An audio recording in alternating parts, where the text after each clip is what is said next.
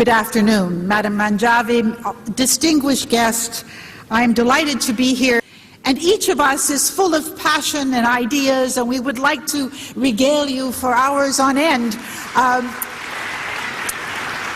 And so I have tried to think of what, in the brief time I have, I could say to you. I don't want to repeat what's been said. You've heard some wonderful remarks.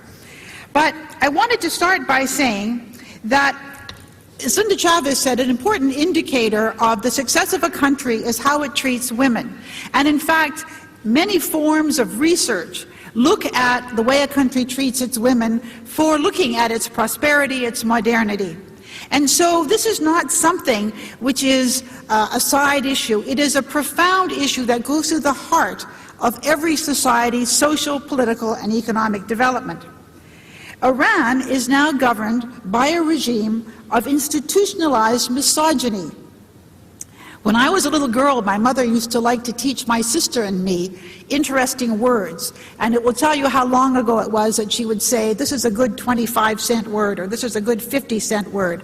Now it would have to be like a good 20-euro word with inflation. But one of those words was misogynist. And I remember thinking, what does that mean, somebody who hates women? It seemed like some kind of esoteric concept. But it is profound to see in the laws that now govern Iran a deep, deep, deep dehumanization of the female side of the population. And for those of us who come from countries where a great deal of progress has been made, it is shocking but very important for us to look at those laws and to understand that however much progress our countries have made, our sisters in many countries of the world, but in particular in Iran, are still struggling with ideas that really are unthinkable for us.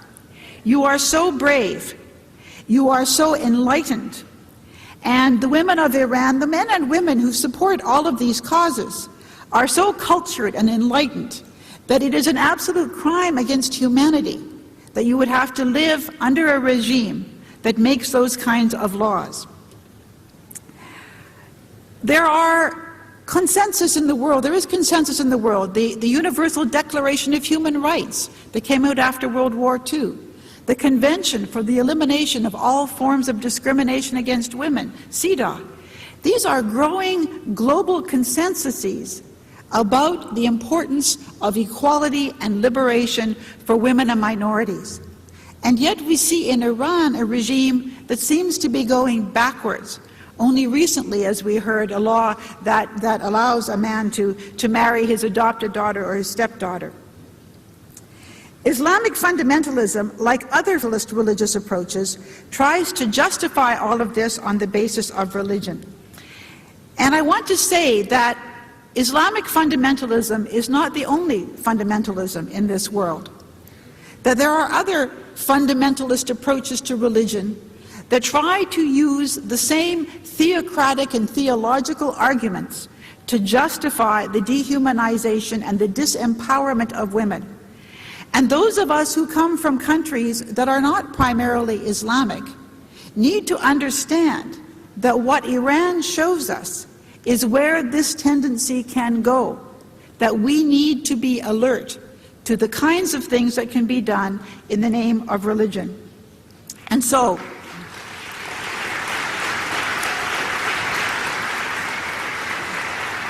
in the brief time I have, I want to make three main points. The first is that religious fundamentalism is always based on the oppression of women. When fundamentalist regimes gain power, they roll back the gains, and that's in every religion, not simply in fundamentalist Islam. And that is why the separation of church and state is foundational for women's freedom. You know, recently in the United States, a member of the American Congress said that women were just the hosts of a child that they were bearing. Now, can you imagine this? Now, normally when we talk about a host, we talk about a parasite, and I'm sure that if somebody said, well, then the child is just a parasite, he would have been very offended and thought that was very dehumanizing. But if you can imagine that someone would describe a woman's relationship to the child that she is carrying as simply a host, kind of disengaged. But that is the kind of thinking that we see in people who want to dehumanize women, and it is not confined to fundamentalist Islam. The second point I want to make is that you cannot separate women's status from the broader question of human rights. It used to sometimes be the case that people would say, well, let us get democracy organized. Let us make the big decisions and the big reforms, and then we will look at what the girls want, what women want. Well, in fact, we understand now that the two are inextricably connected. You cannot have freedom if women are oppressed. Because everywhere women are oppressed, men are also oppressed. They may be the people in power, but large numbers of men will also be subject to arbitrary rule, to denial of rights. There is no separate path for men and women on the road to freedom. We must walk together, and smart men get it, and they are with us.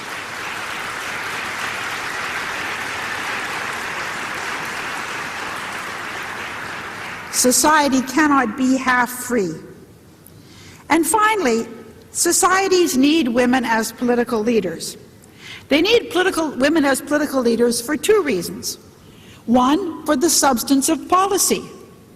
Women, in many ways, lead lives that are different from those of men. They experience the world differently from men. And unless their voices are heard at the table of policy development, half of the population's reality will not be reflected in the law.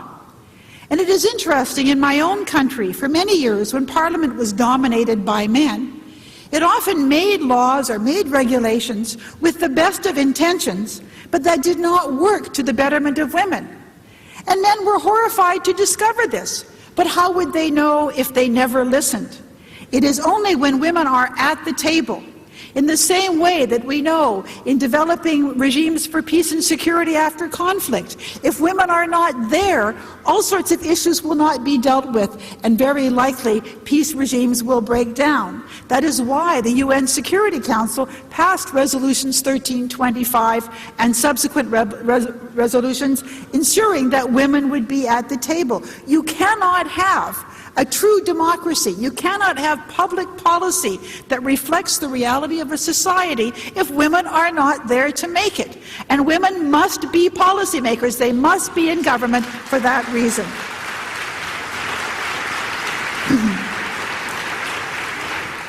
But it is also important for women to be there because they need to help create the culture of power in their society. After I had political retirement thrust upon me by the Canadian electorate, I went off to Harvard and I taught for several years at the Center for Public Leadership. And a course that I developed was called Gender and Power. And I looked at a growing body of social science research helping us to understand what goes on when untraditional people, whether it is women or people of color or certain minorities that are not normally represented in the power structure, appear. Well, what happens is that often, even when people intellectually accept that there should be equality, viscerally, in their guts, they're uncomfortable because they're part of a culture in which people who look or sound like that do not exercise power. So women must be there in order to change the landscape from which people learn how the world works. If women are not there, they will always be outsiders. And those of us who are the first, well, we have a tougher time. But the more we are there, the more our presence is natural. It is the way the world works. And therefore, women often don't find the political life attractive, but they must be there. They cannot change it from the outside. They have to be there in the center.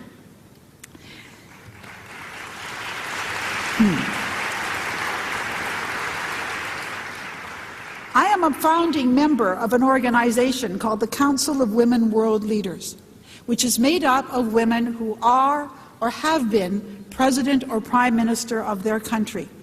My dear friend Vigdis Finnbogadottir of Iceland, whose friends are here, was the initial chair. She was the first woman ever to be a democratically elected head of state in the world. And we are now over 40 members. A few of our members have actually died. So if you look at the whole number, it's more than that. But most people could probably only name half a dozen, maybe 10 if you're really active.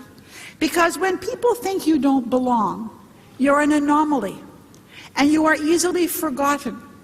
And so we created the Council of Women World Leaders to remind people that women are leading, that women are presidents, that they are prime ministers. And they have performed very well in many different countries of the world. I was the first woman to be Minister of Justice in my country. In Iran, women cannot be judges. In Canada, I appointed the judges. And I appointed a lot of women judges.